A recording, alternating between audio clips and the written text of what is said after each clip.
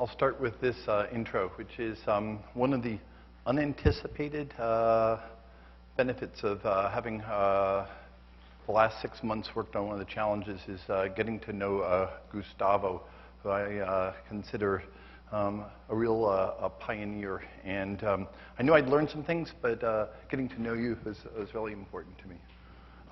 So do you notice how long the description of this talk was? I'll give you one clue. I have one slide on challenges. My goal is to have it so that when you hear this talk, you'll be ready to listen to Adam's talk on the actual challenge. But I'm hoping you'll feel uncomfortable. I'm hoping you're not going to feel good, because I don't think we should be feeling good. And I think that we should be looking at how we work together, and you'll soon see why.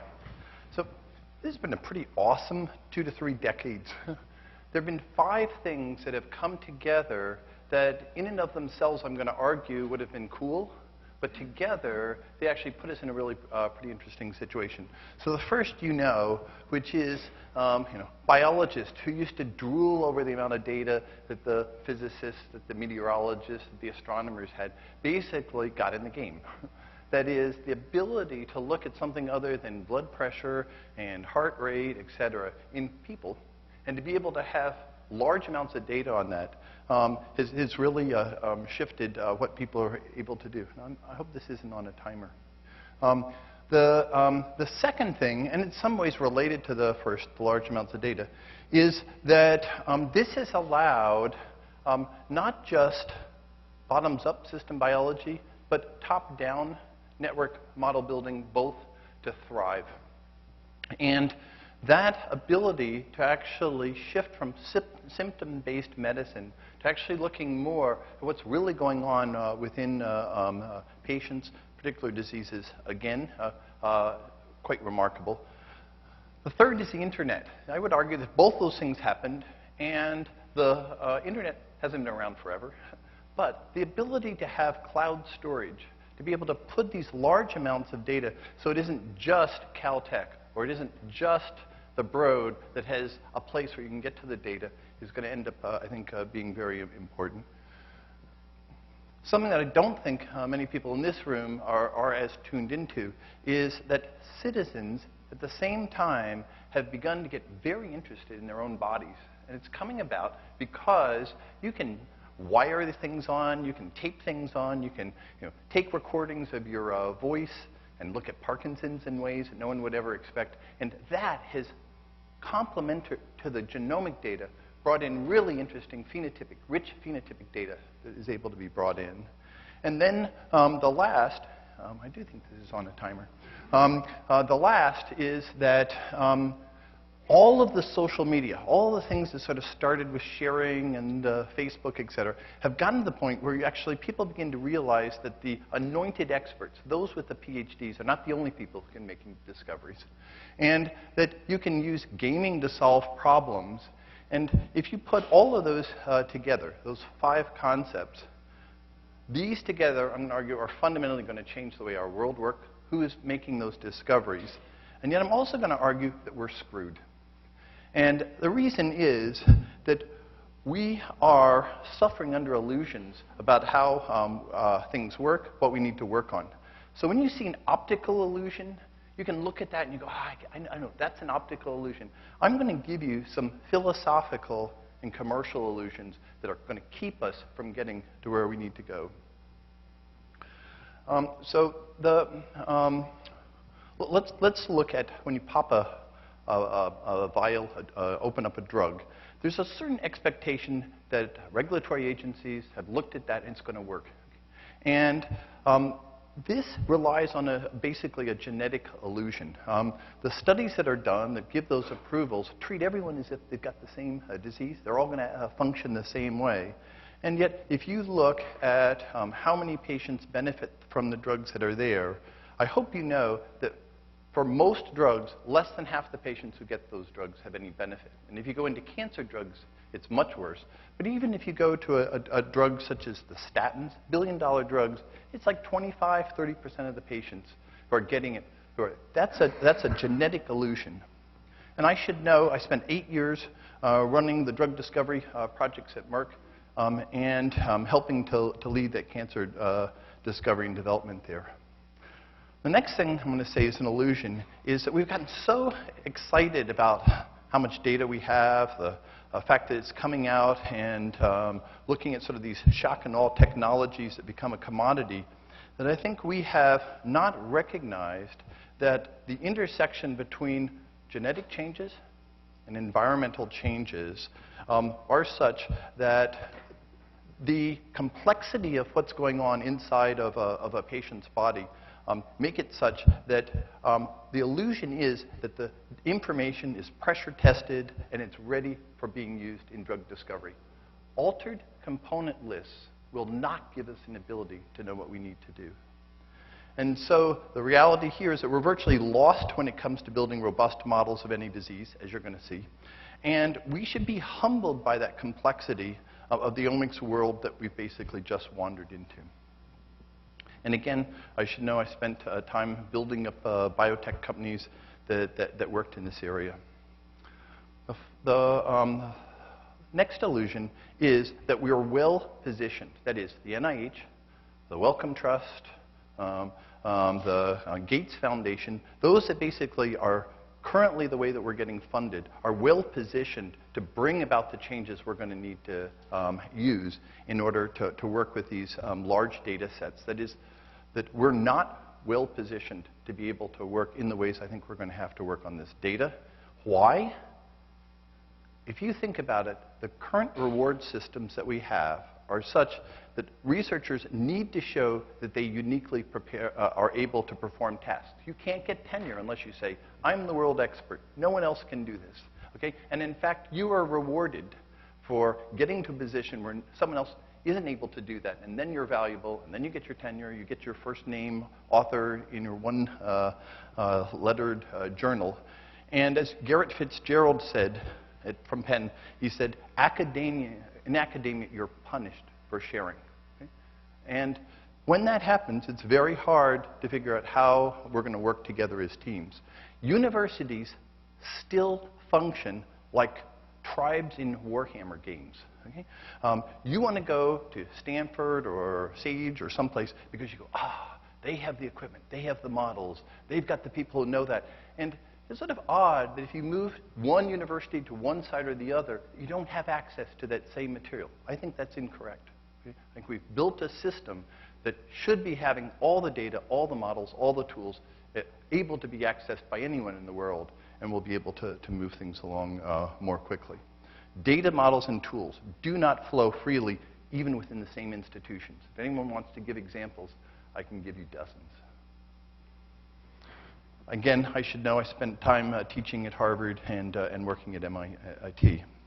Now, there's another, we're in Silicon Valley, or we're sort of on the edge of Silicon Valley, and there's a set of people out here that you may not be aware of, and they go, that's okay, the academics aren't really in a good position, the companies aren't, but those of us who are building new tools, apps, for example, are actually going to be the people who take the high-tech world forward. And there's a real illusion in the benefit that is going to be coming from building applications that you also, I think, should be aware of. Let's take one that I've been working on recently, which is melanoma. If you go in, you click on and you pull down an application for melanoma. There's a nice review that was in Atlantic Monthly a couple of months ago. There are all these things which could say, oh, now I can detect melanoma early. If you look at their efficiency, do you know how often they're right? 1 out of 20 times. Okay? The algorithms don't work. People make money.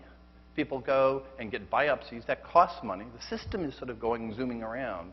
But it's really not being based on the type of knowledge. So you can't build an app. You can't make a drug. You can't go and help patients when you don't really know what the diseases are about. I'm going to argue we don't. Okay? And until we do, until we stop kidding ourselves that is there, we're going to be in trouble. This is a picture of alchemists in the 17th century. And I basically think that we're about where the chemists were pre-having a periodic table, where there are these things you can pull down and read this compound with this compound doesn't give you gold. But the reality is we need to have a framework about what are the differences that are existing between altered states that we just don't have, and we should acknowledge that we don't. We should not, as scientists, have this optimism that next year we'll solve this, or we're just on the verge of understanding Alzheimer's. We are not.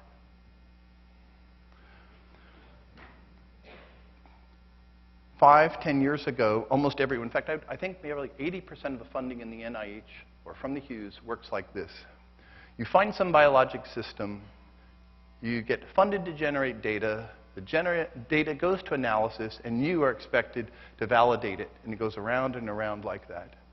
I want you to think of what it would take to uncouple that as an automatic process, where the person who generates the data is not the person who analyzes it, is not necessarily the person who validates it. And what would happen if a million eyeballs could get on something and they weren't the people who actually started to generate that? So that is what I mean when I'm talking about the corruption of denial. I had a friend who was from India, and I wanted to know from him, what was corruption like in India?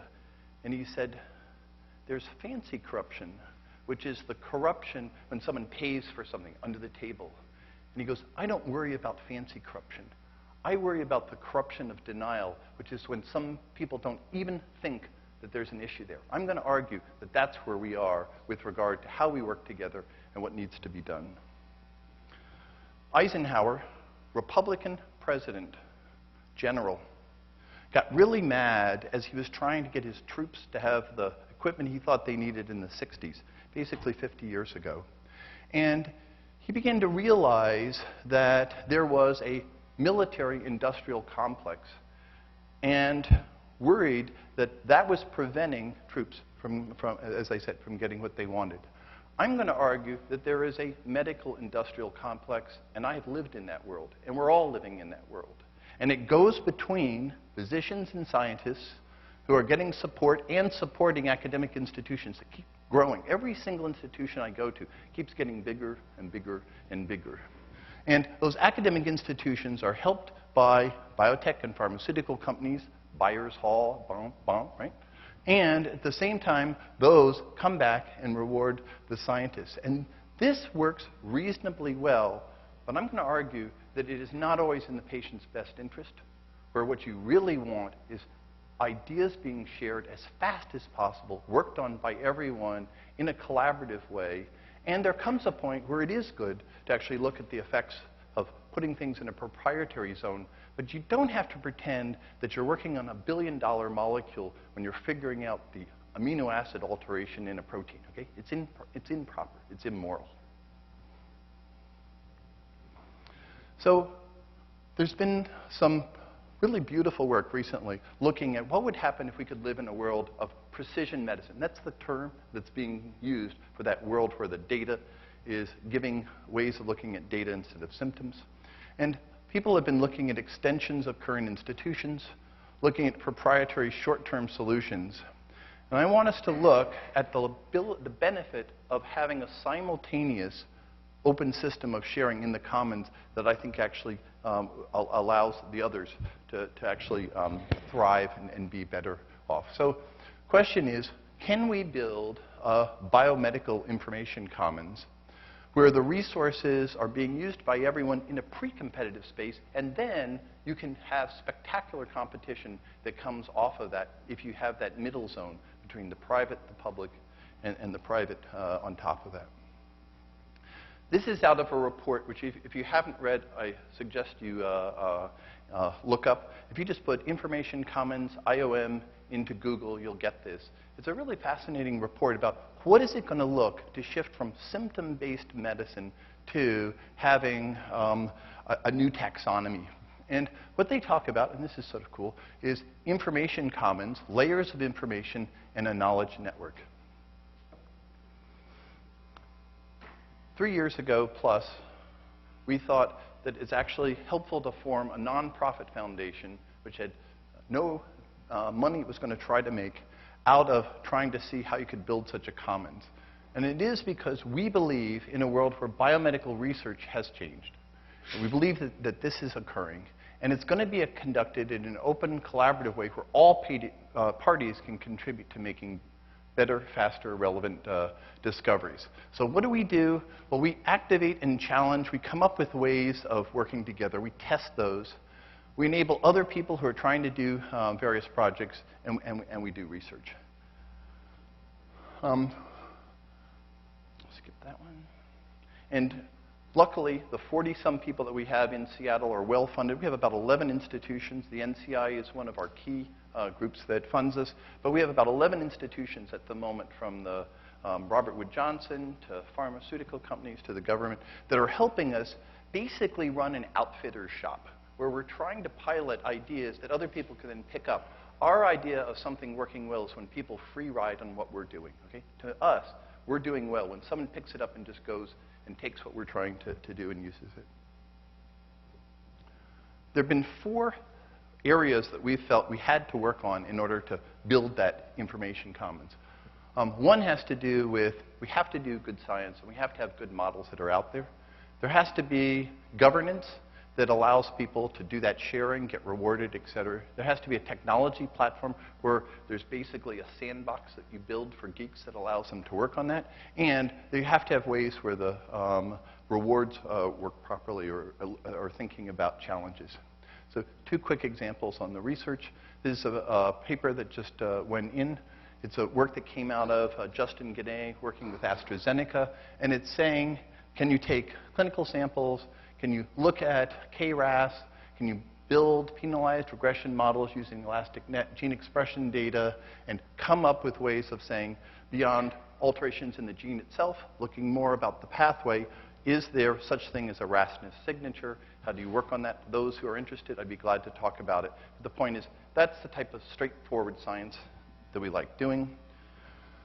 This is work by Adam Margolin, who's going to talk on the challenges later, but he, when he was at the Broad, did a lot of work with the CCLE, with the cell lines, and worked on identifying ways of identifying drivers in cell lines that determine genetic susceptibility to various drugs. So this is hardcore work that we have going on at Sage, and I'm not going to talk about those today.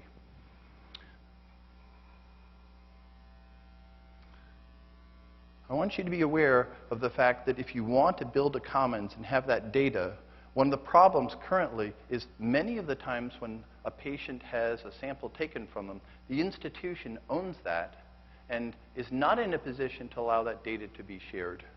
John Wilbanks, who's now joined us at Sage, also works with the Kauffman Foundation, gave a TED Talk that you can download that just came out 2 weeks ago called Let's Pool Our Medical Data. What he did was realize from the time he'd been at Creative Commons, Science Commons, that if you could change who controlled the data from the institution to the patient, if you could build a contract where the patient said, hey, you just took my sample and I want that data back and I'll control it, that allows sharing. So if you go onto the web and you go to weconsent.us, you can see this process that is now being picked up by large institutions and foundations in the US and beginning to be used in Europe, that allows the issue of privacy not to be coming in the way, because patients say, hey, I want my data out there. So that is being stripped off. That veneer of we can't work together because of privacy issues is being stripped off by the patients themselves, who go, yes, you can. I want you all to work on it, and I want you to figure out what I have that's wrong with me. It's helpful to get the data out there, but there has to be some way where we work on our problems where they're not siloed because someone's been paid to work on something and then they have to publish it before they get credit. You may recognize that this is one of the first journal articles that was put out. Text summary of a completed project. This worked pretty well in the 1600s, 1700s, the rate that science was being done. But there are some beautiful examples where other disciplines have recognized if you can give credit to individuals, if you can have them aware of who's leading and how they're working, that it allows people to work together, because then they get the credit they need, they get the jobs that they need, et cetera. So Software engineering, in particular the site GitHub that's about 4 years old, basically exploded, went viral, and it's because people could put projects on there that they wanted to work on and decide who's working with them. They could share things. They could have the tracking of the issues. Every time the code was versioned, you could look at it. Most importantly, you could want someone to take your work and work on it because you got credit for it. And in fact, now, when you apply for a job, many companies say, I don't want to see your CV. I have no interest in how many papers you have. What I'm interested in is, what did you do? And show me exactly what you did. That's what matters. That's why I'm going to hire you. Imagine a world where it wasn't first name author. Instead, it was what did you do that actually was the hierarchy and the contour of who had the power. Almost like the physicists do, for those who know that world. So Synapse is a platform where we've been working on trying to build a compute platform that has transparency, has ability to look at things that are reproducible, and allows modular collaborative research. You can go on the website and look at it. It's in beta release now, but it runs on any tool, any platform. It's able to be recorded. And so it's basically a GitHub for biomedical data that has equivalent properties to what GitHub was doing for software engineers. There are about 17,000 data sets, 1 million models that sit on there now. You can go through and look at the different types of data sets that are in there. One of the large sets of data that's in there is we've been moving all the TCGA data, which, as you know, is not easy to work with. We've been moving it into this so you can work on it. So this is important. This is not a repository. It's not a library.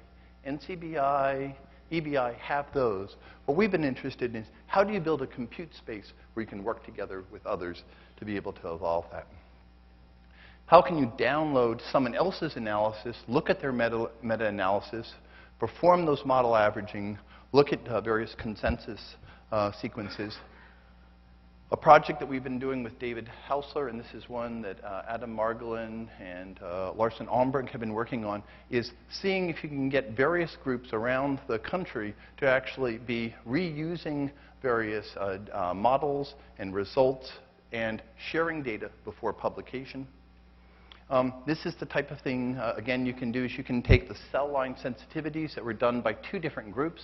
You can run them side by side. You can look at what happens when you use different tools. So you become in control. Instead of saying, this is what the paper said, you get to tweak them and go, this looks good, this doesn't, I like this or not. It's just a different way to be working with the data in order to actually have it more sort of networked approaches. As we were doing this, we began to wonder, why couldn't we make it so that actually when you submit a paper, the reviewer could actually look at what you were doing? That instead of getting a paper that says you're supposed to review this and you can't actually download the code, you have no idea what the person did, but you're supposed to be doing a review on that model, why not make it so that actually you had structured the paper in a way that the paper you were going to review or someone was going to review of yours actually was built in a way where everyone could look at those and run it themselves and validate what that looked like. So this is a project called Clear Science. Eric Huang, Brian Bott, David Burdick, a couple of people have been basically setting up a way where you can track who's been doing what. I think this would be interesting, Gustavo, to use in some of the challenges as a concept. This is the description. The Sloan Foundation has given us the funding for this, and it basically has ways that are building blocks for code, for data, for models, for figures, for capsules, giving attribution, showing what it is, and allowing you to run that separately. I'm not going to talk about the challenges. Here's Adam's picture, so you know it when he stands up to talk next. There's not time to go through that. Because I want us to think about the other half. So I've talked to you up until now about something that's pretty important, which is how we work with each other. But the other half is, where are we getting our data from? And how are we getting the energy and the resources and the insights? And I drew an iron triangle before that was the medical industrial complex. So we should look at what's the other social value chain that you could set up. Why is it that actually citizens couldn't function as patients, couldn't also function as funders, couldn't also function as scientists? And isn't that an interesting way to actually bring in the rich phenotypic information that you'd like to be working on? So one example of this. Remember I mentioned the melanoma apps and how poor they were? And it's because we don't really have a good algorithm. So the project that we're working on now with the heads of dermatology at a whole series of universities across actually the world is, why don't we ask patients to take images of their skins, their malignant lesions? Why don't we collect them along with the actual histopathologic slide on which the diagnosis is made as a digital image, digital photo? Why don't we get the report? Why don't we get the outcome? And let's put it up in the cloud, and let's see if we can get 500,000 to 1 million images where we know what the outcome is. Right? We get a training set that's massive. Instead of it being experiential, that the local doctor in Muncie, Indiana, who's seen 20 melanomas is squinting under the either eyepiece or that and going, I think we should do this with it. Why don't you make a resource where anyone in the world could get to it? Why don't you make it so that then the decision whether someone in India really has to travel 200 miles to have something looked at or not is actually done in a more coherent way? So this melanoma project got a nice boost recently in that DARPA has stepped up and said, we've been analyzing a lot of photographs and images in Afghanistan. We're willing to take on and build the classifier, which would be the classifier that then imagine a challenge trying to beat DARPA. I have a feeling that everyone in this room would like to see if they could beat the scientists at DARPA. Okay? That's going to be a fun challenge. I don't know, Gustavo, whether we'll get that in 1 or 2 years, but those begin to be fun when the citizens are putting in the data and people are putting out the starting models in that way. So I'm going to end with this. Each of you, have a choice. You can live in the world that looks like this, the classic way that we have the professors, postdocs organized in terms of who's doing what in siloed data, which is my gene, my data, my paper. Or you can ask, why aren't we figuring out ways to reward people to work together, bringing in the citizens to do that? What keeps us? And I have a feeling that it takes two things. It takes leaders, okay? People such as Gustavo, but it's not going to work unless you, and I'm talking literally, if we don't have people such as you in this audience going, I'm willing to try this, okay, it's not going to go. So it's a plea from me to say, why can't we do this in a little bit more way in terms of affecting the patients? We're running our 4th SAGE Congress in this city, San Francisco, April 19th, 20th. Bob Young, Eric Topol, Todd Park, Michael Nielsen, Wadaf Kanfar, who was the founder of Al Jazeera, Eric Hirschman, who built up at Ushahidi, Jennifer Palka are some of our invited speakers. As of last year, and you can actually go onto a website now to pull this down, we award free travel to 10 young investigators who actually put in the best submissions for why they should be attending that Congress. I invite you to say, I want to go to that, if you want to. Put in, see if you, I think we had 250 applicants for 10 positions. 6 of them were, I think, outside of the United States. So if you're interested in seeing what that world looks like, think about what that would be. And here are my last 2 slides. So I talked about these things being awesome, okay, and they are. I don't think we're living in the middle of it. I don't think we realize what a cusp in changing how we were, how we're generating data is going on. But these 5 trends can enable an open community of impatient citizens as patients, researchers, and funders. If we don't do that, and this poem, which is by Edna St. Vincent Millay, I think captures it. She says, upon this gifted age in its dark hour, rains from the sky a meteoric shower of facts. They lie unquestioned, uncombined. Wisdom enough to leach us of our ill is daily spun, but there exists no loom to weave its fabric. So that's 100 years old. I'm challenging you to help build that loom, because I'm arguing we need that loom if we're going to be able to put that together. So let's look at a world where we can take diseases like this and imagine contour maps like we have for GPS that are actually multiple dimensional contour maps that are saying, I just ate a triple cheeseburger. Look what happened to me on my path towards this or that. Thanks very much.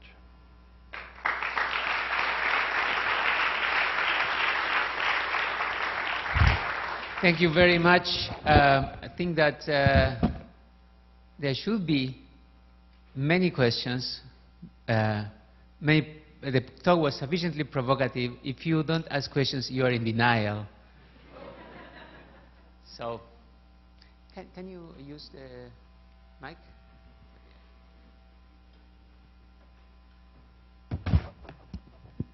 Thanks. That was lovely. I mean, it's easily one of the most exciting talks of the meeting so far. Two very specific questions about these general things.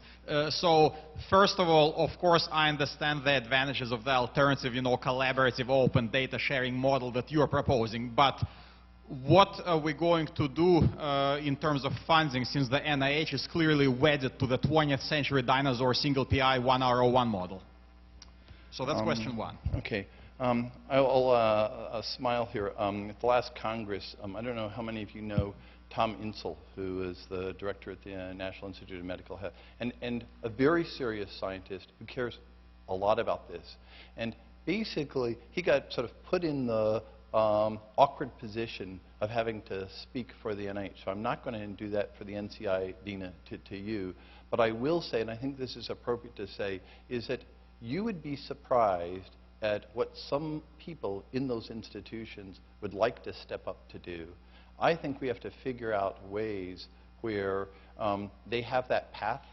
And to do that, what I think we have to do is to actually, similar to what you've done on the DREAM challenges, what we need to do is some small examples that basically rock the world. Okay? I think the obligation is not to wait on the funding system to change in a massive way, but instead to do night science. Okay? So whatever is going on during the day, take and actually show that something is able to be done, and when you work as a group, it's just so much faster.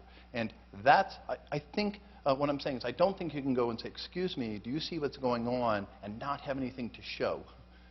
We have to, right, as groups, as individuals who think, if you want to think that way, I think the onus, the responsibility is on us to actually do some things that are so powerful in what they're doing that people have to listen to it. Great, thanks. And the second short concern is, so I like the idea of, citizens as our sponsors, funders, and active patients, but, we live in this crazy country where most people don't even believe in evolution. So what are we going to do about patient education first? That's a harder question. We have set up Sage Bionetworks in the EU, and I have an office, we have an office in Beijing, because I worry about where we are on the fundamentals curve in this country. Again, I think the mistake would be to give up on all the things that are sitting here because of that. But I do think that all you need to do this is the 5% of people. I mean, I think the things, what you found about getting large groups of people to do something is you're looking for the 1%. And I'm pretty sure that there's a bunch of fundamentalism and people who don't believe in science. I think there's plenty in this country on the 10, 5, 1% to actually be able to proceed. And I'm talking about people who, where Andre is, but he was giving examples where billionaires are coming in and saying, I want to generate 500 patients worth of this to do that. So not the billionaires who are in Las Vegas funding Romney, okay? There are other billionaires who are interested in actually getting that to work. Okay, thank you very much. One more time.